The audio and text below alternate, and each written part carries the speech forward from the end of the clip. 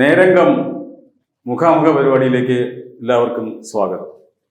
ഇന്ന് നമ്മോടൊപ്പം ഉള്ളത് ശ്രീ IB സതീഷ് MLA ആണ്.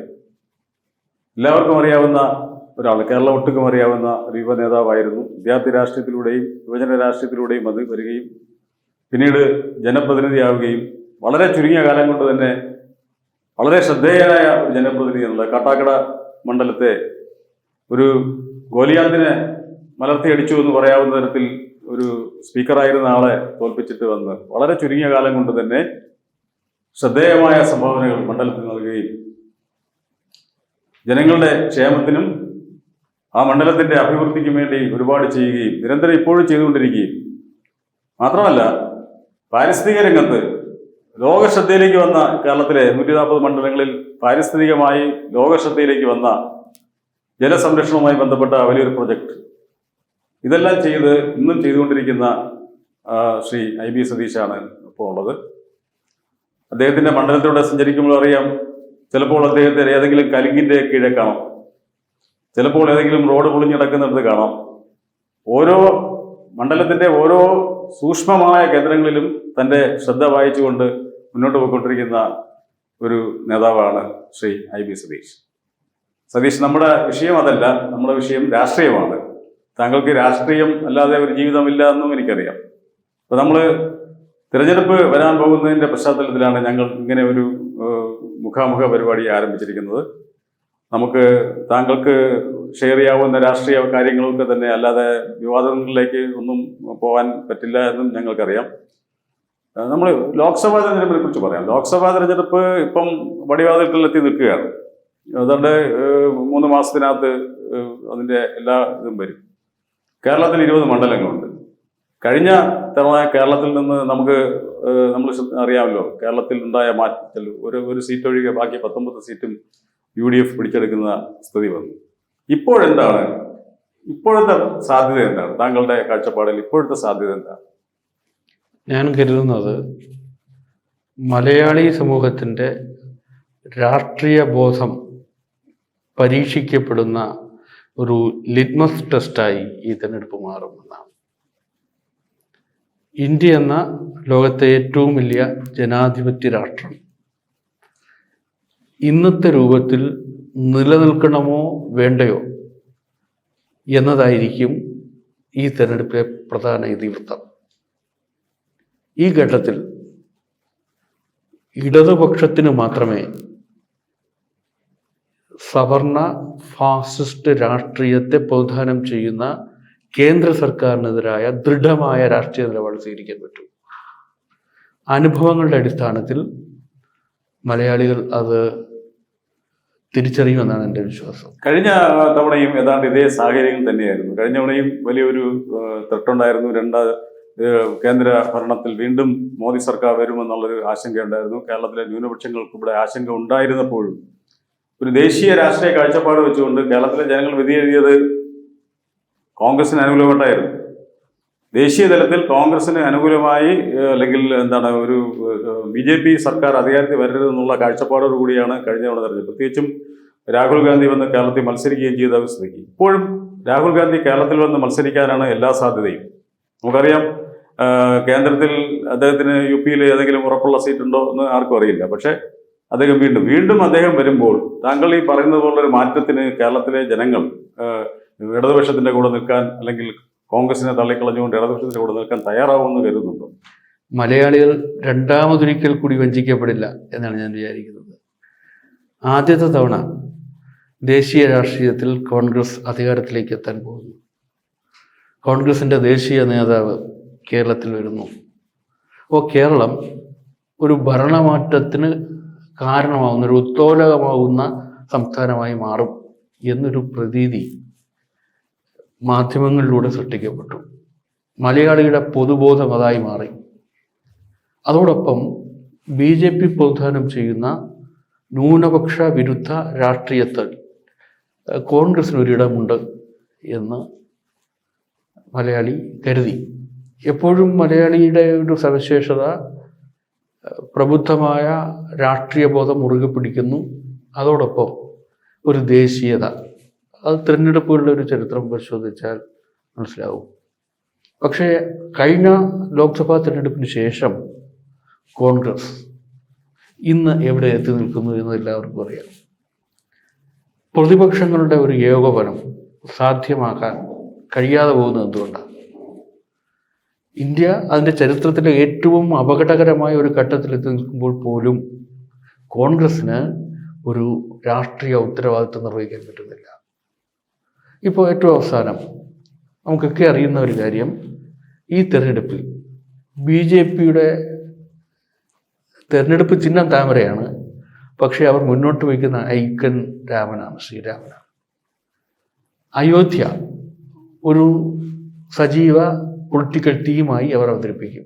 കോൺഗ്രസിൻ്റെ നിലപാടെന്താ? ഒരു നിലപാടുണ്ടാവും.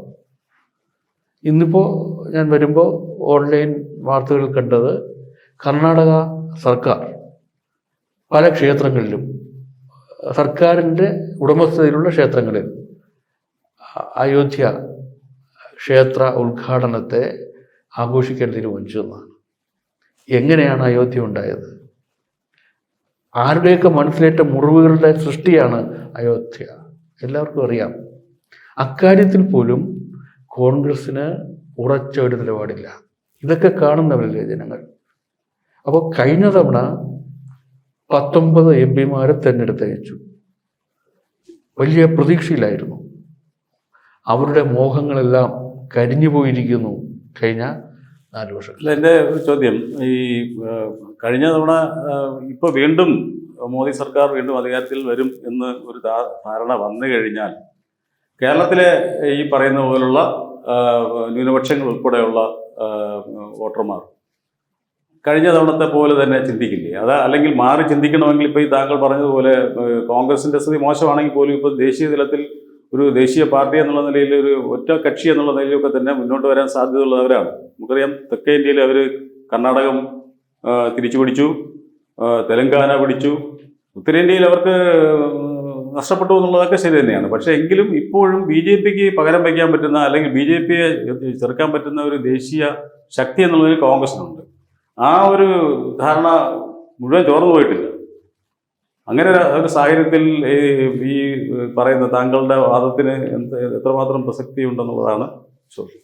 നമ്പർ ഗെയിമിനപ്പുറം രാഷ്ട്രീയ നിലപാടുകളുടെ ഒരു ബോൾഡ്നെസ്, ഒരു ഉറപ്പ്. ഇപ്പോൾ RSSൻ്റെ ചീഫ് പറഞ്ഞത് ഞങ്ങളുടെ പൊളിറ്റിക്കൽ ഇനമി കമ്മ്യൂണിസ്റ്റുകാരെന്ന്. എന്തുകൊണ്ടാണ്? അതിന് ഹിസ്റ്റോറിക്കലായി സാർവദേശീയമായി ചില കാരണങ്ങളുണ്ട്. BJP പിൻപറ്റുന്ന രാഷ്ട്രീയം ഫാസിസത്തിൻ്റെ എക്സ്റ്റൻഷനാണ്, തുടർച്ചയാണ്. അതിനെ പ്രതിരോധിച്ച് വിജയിച്ചിട്ടുള്ള അനുഭവം, സാർവദേശീയ അനുഭവം, അത് കമ്മ്യൂണിസ്റ്റ് പ്രതിരോധമാണ്. അത് ഈ കേരളത്തിലെ ന്യൂനപക്ഷങ്ങൾ മനസ്സിലാക്കുന്നുണ്ടോ? ആ രീതിയിൽ മനസ്സിലാക്കുന്നുണ്ടോ എന്നുള്ളതിൽ ഒരു സംശയമുണ്ട്. കാരണം ഈ പറഞ്ഞ ഒരു പ്രശ്നം വരുമ്പോഴത്തേക്ക് ദേശീയ തലത്തിൽ ഇപ്പം ഇടതുപക്ഷത്തിൻ്റെ ഇപ്പം ഈ മലബാർ പ്രദേശങ്ങളിലൊക്കെ തന്നെ സമസ്ത പോലുള്ള മുസ്ലിം വിഭാഗത്തിലെ ഒരു വിഭാഗം ഇടതുപക്ഷത്തോട് ചാഞ്ഞു നിൽക്കുന്നുണ്ട് ഇപ്പോൾ പല രീതിയിലും. അവർ കാണുന്നത് ഒരു പക്ഷേ താങ്കൾ പറയുന്നത് പോലുള്ള ഒരു ഇത് തന്നെയായിരിക്കും.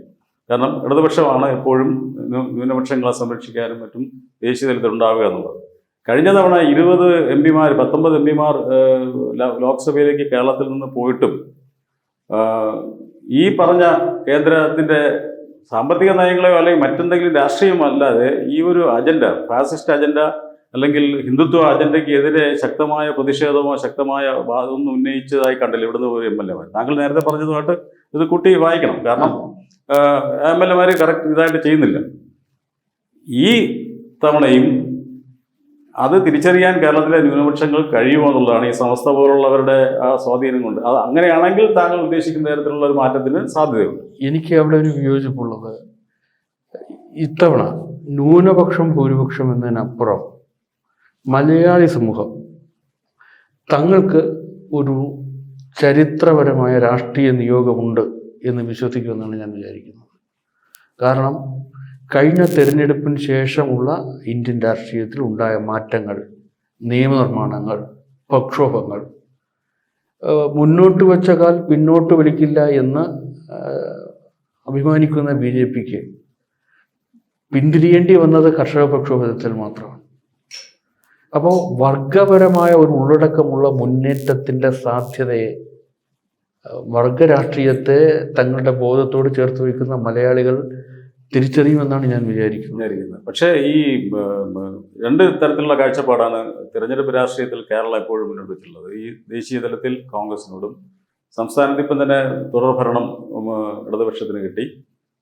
അപ്പോൾ തന്നെ ഈ ദേശീയ തലത്തിൽ ഇപ്പോൾ CPM-ന് വോട്ട് കൊടുത്താലും കോൺഗ്രസിന് വോട്ട് കൊടുത്തു കഴിഞ്ഞാലും രണ്ടുപേരും നിൽക്കുന്നത് ഒരു മുന്നണിയാണ് എന്നുള്ള ഒരു ധാരണ കഴിഞ്ഞ കുറേ കാലമായിട്ടുണ്ട്. അപ്പോൾ അതുകൊണ്ട് CPM-ന് കൊടുക്കുന്നതിനേക്കാൾ നല്ലത് കോൺഗ്രസിന് കൊടുക്കുന്നതല്ലേ എന്നുള്ളൊരു ചിന്ത, അതാണല്ലോ ഇതുവരെയും ഓടിയത്. കഴിഞ്ഞ തെരഞ്ഞെടുപ്പിലൊക്കെ നമ്മൾ കണ്ടത് അതാണ്. അപ്പോൾ ആ ഒരു കാഴ്ചപ്പാട് ഇതിനെ മാറ്റിമറിക്കാൻ, ആ ഒരു കാഴ്ചപ്പാടിനെയും ആ ഒരു സിദ്ധാന്തത്തെയും മാറ്റിമറിക്കാൻ ഇടതുപക്ഷം എത്ര ശക്തമായിട്ടാണ് ബോധിച്ചിട്ടുള്ളത്. അതിന് ഇടതുപക്ഷം അങ്ങനെ ശക്തമായി ആ ഒരു ബോധവൽക്കരണത്തിനോ അല്ലെങ്കിൽ അങ്ങനെ ഒരു ഇതുണ്ടോ, രാഷ്ട്രീയത്തിനപ്പുറം വേറെ എന്തെങ്കിലും തരത്തിൽ ഈ ഒരു ആംഗിളിൽ കേരളത്തിൻ്റെ ജനമനസ്സിനെ ഇളക്കാനായിട്ട് ഇടതുപക്ഷത്തിന് ഇപ്പം ഗവൺമെൻറ് നടത്തുന്ന പ്രവർത്തനങ്ങളും വികസനങ്ങളൊക്കെയാണ് ഗവൺമെൻറ് ഊന്നുന്നത്. പക്ഷേ ആ വികസനം കൊണ്ട് മാത്രം താങ്കൾ ഈ പറയുന്നത് പോലുള്ള ഒരു മനോഭാവ മാറ്റം ജനങ്ങളിൽ വോട്ടർമാരിൽ ഉണ്ടാക്കാൻ കഴിയുമെന്ന് കരുതുന്നുണ്ട്. തീർച്ചയായും. കാരണം ഇടതുപക്ഷ ഗവൺമെൻറ് അത് വികസന പ്രവർത്തനങ്ങൾ മാത്രം മുന്നോട്ട് വയ്ക്കുന്ന ഒരു ഗവൺമെൻറ് അല്ല, പുതിയ സമീപനം മുന്നോട്ട് വയ്ക്കുകയാണ്. നാളത്തെ ഇന്ത്യ എന്തായിരിക്കണമെന്ന് ഇന്നത്തെ മാതൃകയാണ് കേരളം മതനിരപേക്ഷതയുടെ തുരുത്തായി തുടരുകയില്ലേ? എത്ര അഭിപ്രായ വ്യത്യാസമുള്ള ആളുകളും ഇടതുപക്ഷ വിരുദ്ധരും പറയുന്ന ഒരു കാര്യം, ഏതു മതത്തിനും ഏതു സമുദായത്തിനും മലയാളികളായി മനുഷ്യരായി ജീവിക്കാൻ പറ്റുന്ന നാടാണ് കേരളം. അപ്പോൾ മതനിരപേക്ഷ ഭാരതം, മതനിരപേക്ഷ ഇന്ത്യ എന്താകണം എന്നതിൻ്റെ ഒരു സൂചകമാണ്, ഒരു പ്രതീകമാണ് കേരളം. രണ്ട്, ഒരു ഫെഡറൽ സ്വഭാവമുള്ള രാജ്യത്തിൻ്റെ ഫെഡറൽ സ്വഭാവത്തെ തകർക്കുന്ന സമീപനങ്ങൾ സ്വീകരിക്കുമ്പോൾ ഒരു പ്രക്ഷോഭകാരിയുടെ വേഷം കൂടി കേരളത്തിലെ ഇടതുപക്ഷ സർക്കാരിനുണ്ട്. അപ്പോൾ ഞാൻ നേരത്തെ പറഞ്ഞത് ആവർത്തിക്കുകയാണ്, എണ്ണത്തിൻ്റെ കണക്കൂട്ടലുകൾക്കപ്പുറം പാർലമെൻറ്റിൽ ഉറച്ച രാഷ്ട്രീയ നിലപാടുകൾ അവതരിപ്പിക്കപ്പെടണം. ആ ഉറച്ച നിലപാടുകൾ, രാഷ്ട്രീയ നിലപാടുകൾ ഇടതുപക്ഷത്തിനായിരിക്കും പറയാനാവുക. അതുകൊണ്ട് ഇടതുപക്ഷത്തിൻ്റെ സാന്നിധ്യം വർദ്ധിപ്പിക്കുക എന്നത് ഭരണമാറ്റത്തിന് അനിവാര്യമാണ് എന്ന് ജനങ്ങൾ വിധിയെഴുതും എന്ന് തന്നെയാണ് ഞാൻ വിചാരിക്കുന്നത്. ശരി, അപ്പം നമുക്ക് തിരുവനന്തപുരം ജില്ലയിൽ, താങ്കൾ തിരുവനന്തപുരം ജില്ലയിലെ പ്രമുഖനായ ഒരു MLA ആണ്. താങ്കൾ പ്രതിനിധാനം ചെയ്യുന്ന മണ്ഡലം തന്നെ ഒരു ലോക്സഭാ മണ്ഡലത്തിൻ്റെ ഭാഗമാണ്. അവിടെയും UDF ആണ് ഉള്ളത്. അതിൻ്റെ അതിർത്തി മണ്ഡലം എന്ന് പറയാവുന്നതും ഇതാണ്. അപ്പം ഇപ്പോഴത്തെ ഒരു ശശി തരൂർ തിരുവനന്തപുരം MP ആണ്. അദ്ദേഹം ഇത്ര കാലമായി ഇവിടെ MP ആയിട്ടിരിക്കുന്നു. അദ്ദേഹത്തെ മാറ്റാനോ അല്ലെങ്കിൽ അദ്ദേഹത്തെ അനുകൂലമായ ജനവിധി മാറ്റി കവർക്കാനോ ഇടതുപക്ഷത്തിന് ഇന്നുവരെ കഴിഞ്ഞിട്ടില്ല. അത് പല കാരണങ്ങളുണ്ടെന്ന് നമുക്കെല്ലാവർക്കും അറിയാവുന്നതാണ്. പക്ഷേ ഇപ്പോൾ അദ്ദേഹം പറഞ്ഞിട്ടുണ്ട്, സാക്ഷാൽ പ്രധാനമന്ത്രി നരേന്ദ്രമോദി വന്ന് ഇവിടെ മത്സരിച്ചാലും ഞാൻ തന്നെ ജയിക്കും.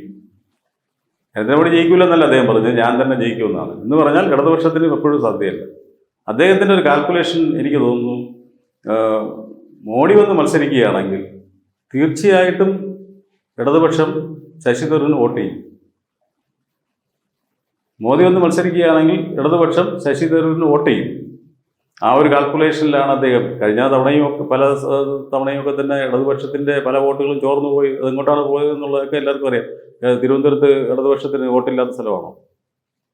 അല്ല. അപ്പോൾ ഇടതുപക്ഷത്തിൻ്റെ വോട്ട് പോലും പിടിച്ചെടുത്തുകൊണ്ടാണ് അദ്ദേഹം, മോദിയാണ് വരുന്നതെങ്കിൽ കുറച്ചുകൂടി എളുപ്പമായി എന്നുള്ള ആ ഒരു ശുഭാപ്തി വിശ്വാസത്തോടെയല്ലേ അദ്ദേഹം അങ്ങനെ പറഞ്ഞത്. അത്തരം സാങ്കല്പികമായ അനുമാനങ്ങളിലേക്ക് കിടക്കുന്നതിൽ അർത്ഥമില്ല. ഈ വരാൻ പോകുന്ന തെരഞ്ഞെടുപ്പ് ഒരു രാഷ്ട്രീയ പോരാട്ടമായിരിക്കും.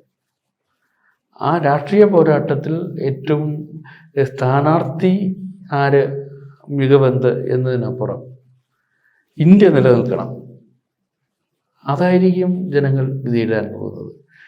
സ്ഥാനാർത്ഥികൾ എന്ന് പറയുന്നത് ഒരു ഘടകമാണ്, അത് മാത്രമാണ്, അത് ഏറ്റവും സുപ്രധാനമായ ഘടകമാണ്. പ്രധാനമന്ത്രി തിരുവനന്തപുരത്ത് മത്സരിക്കാൻ വരുമെന്നും ഈ അടുത്ത കാലത്ത് 2 ദിവസം മുമ്പ് BJP-യിലെ സിറ്റിംഗ് MP പറഞ്ഞത്, തൃശ്ശൂർ ഞാനും BJP-യും തമ്മിലാണ് മത്സരമെന്നാണ്. എന്താ അത് നൽകുന്ന സന്ദേശം എന്താ? കേരളത്തിൽ ഇടതുപക്ഷത്തേക്കാൾ ശക്തി BJPക്കുണ്ട് എന്ന് വരുത്തി തീർക്കേണ്ടത് ആരുടെ താല്പര്യമാണ്? അപ്പോൾ അവർ ലക്ഷ്യം വയ്ക്കുന്നത് ഇടതുപക്ഷം ദുർബലമാവുക. BJP ശക്തമായാലും BJP പ്രതിനിധാനം ചെയ്യുന്ന രാഷ്ട്രീയത്തെ അവർ മറക്കുകയാണ്. അവർ വ്യക്തിനിഷ്ഠവും പകയോടുകൂടിയുമായ സമീപനം ഇടതുപക്ഷത്തോട് എടുക്കുന്നു എന്നാണ് അതിൽ നിന്ന് നമുക്ക് മനസ്സിലാകുന്നത്. ഇവിടെ ദേശീയ തലത്തിൽ കോൺഗ്രസ് ഏറ്റവും അപക്വവും ആത്മഹത്യാപരവുമായ നിലപാടുകൾ എടുത്തിട്ടുള്ളത്. ഈ കഴിഞ്ഞ സംസ്ഥാനങ്ങളിലെ തെരഞ്ഞെടുപ്പ് പരാജയത്തിൻ്റെ ചോദിച്ചു വാങ്ങിയതാണ് കോൺഗ്രസ്. BJPക്ക് വിജയം താലത്തിൽ വെച്ച് സമ്മാനിച്ചതാണ്.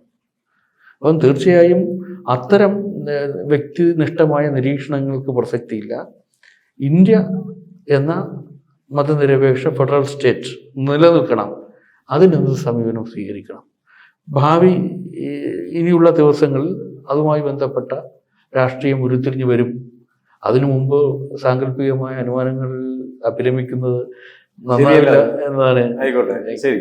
അപ്പോൾ താങ്കൾ ഒരു യുവജന നേതാവായിരുന്ന ആളാണ്, DYFIയുടെ പ്രമുഖ നേതാക്കളിൽ ഒരാളായിരുന്നു. ഇപ്പോൾ കേരളത്തെ സംബന്ധിച്ച് ഇപ്പം DYFI ഉടനെ നടത്താൻ പോകുന്ന ഒരു വലിയ പരിപാടിയുണ്ട്. കാസർഗോഡ് മുതൽ തിരുവനന്തപുരം വരെ നടത്തുന്ന മനുഷ്യച്ചങ്ങല.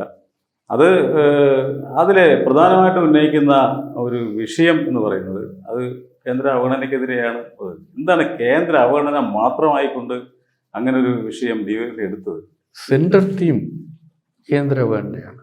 ഞാൻ നേരത്തെ സൂചിപ്പിച്ചതുപോലെ ഇന്ത്യയുടെ മൗലികമായ ഒരു ഘടന അത് ഫെഡറൽ സ്റ്റേറ്റ് ആണെന്നുള്ളതാണ്.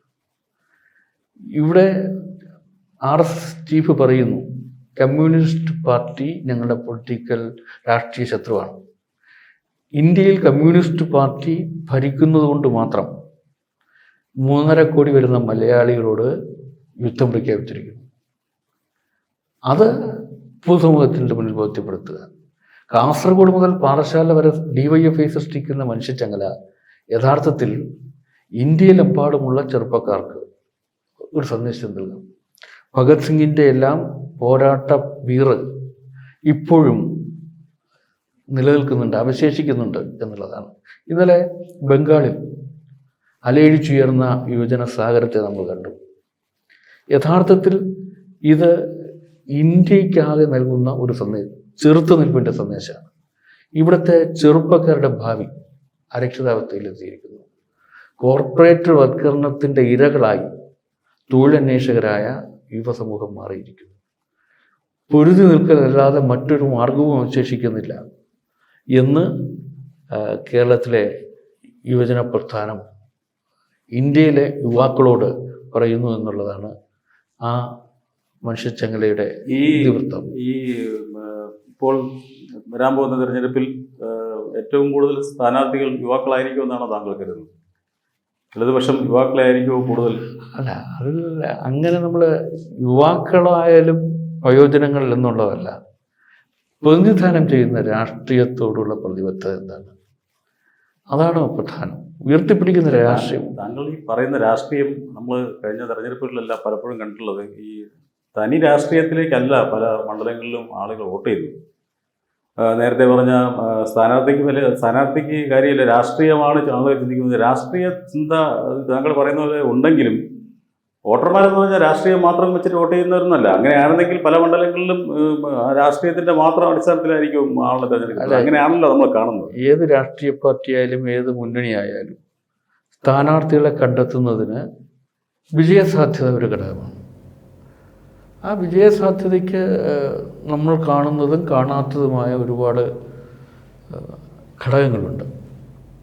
ആ ഘടകങ്ങളുടെ അടിസ്ഥാനത്തിലാണ് രാഷ്ട്രീയ നേതൃത്വം തീരുമാനമെടുക്കുന്നത്. തീർച്ചയായും കേരളത്തിലെ ഇടതുപക്ഷ ജനാധിപത്യ മുന്നണി പക്വമായ ഒരു രാഷ്ട്രീയ നേതൃത്വമാണ്. ജനങ്ങളുടെ മനസ്സ് മനസ്സിലാക്കാൻ പറ്റുന്ന രാഷ്ട്രീയ നേതൃത്വമാണ്. അതുകൊണ്ട് തന്നെ ഈ തിരഞ്ഞെടുപ്പിൽ കഴിഞ്ഞ തവണത്തെ തോൽവി സംഭവിക്കാതിരിക്കാനുള്ള എല്ലാ ജാഗ്രതയും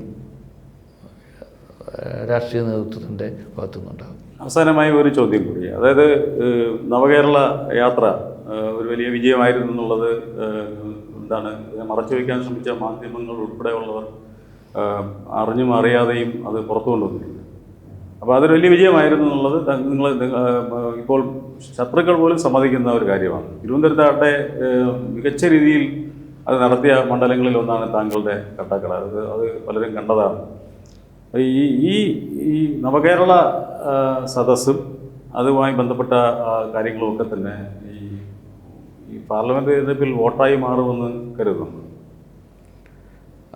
പാർലമെൻറ്റ് തിരഞ്ഞെടുപ്പിൽ വോട്ടായി മാറുമോ എന്നതിന് ഞാൻ ഡയറക്റ്റ് ഉത്തരം പറയുന്നില്ല. പക്ഷേ ഇടതുപക്ഷ സമീപനമെന്ത്,